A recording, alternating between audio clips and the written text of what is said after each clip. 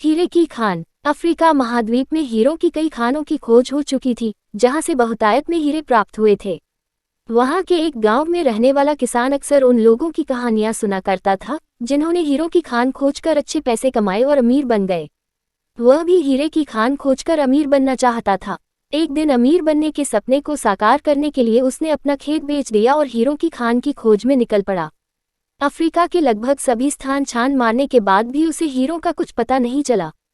समय गुजरने के साथ उसका मनोबल गिरने लगा। उसे अपना अमीर बनने का सपना टूटता दिखाई देने लगा।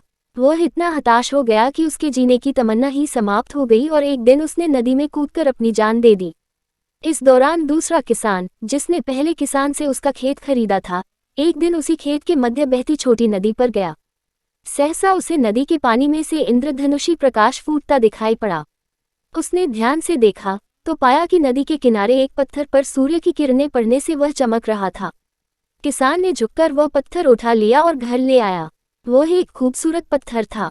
उसने सोचा कि यह सजावट के काम आएगा और उसने उसे घर पर ही सजा लिया। कई दिनों तक वह पत्थर उसके घर पर सजा रहा। एक दिन उसके घर उसका एक मित्र आया। उसने जब वह पत्थर देखा तो हैरान रह गया।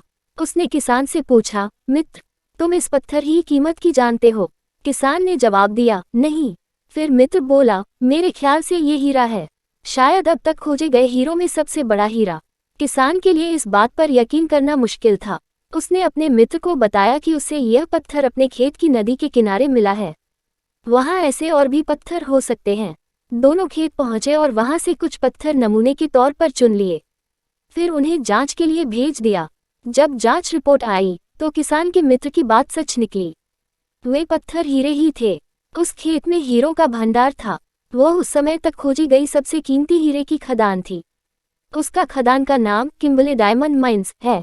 दूसरा किसान उस खदान की वजह से मालामाल हो गया। पहला किसान अफ्रीका में दर दर भटका और अंत में जान दे दी, जबकि हीरे की खान उसके अपने खेत में उसके कदमों तले थी। मॉरल इस कहानी में हीरे पहले किसान के कदमों तले ही थे, लेकिन वह उन्हें पहचान नहीं पाया और उनकी खोज में भटकता रहा। ठीक वैसे ही हम भी सफलता प्राप्ति के लिए अच्छे अवसरों की तलाश में भटकते रहते हैं। हम उन अवसरों को पहचान नहीं पाते या पहचानकर भी महत्व नहीं देते, जो हमारे आसपास ही छुपे रहते हैं। दोस्तों, आपको हमारा वीडियो से कुछ सीख मिला हो तो वीडियो को लाइक, कमेंट और शेयर जरूर करें। धन्यवाद। प्रणाम।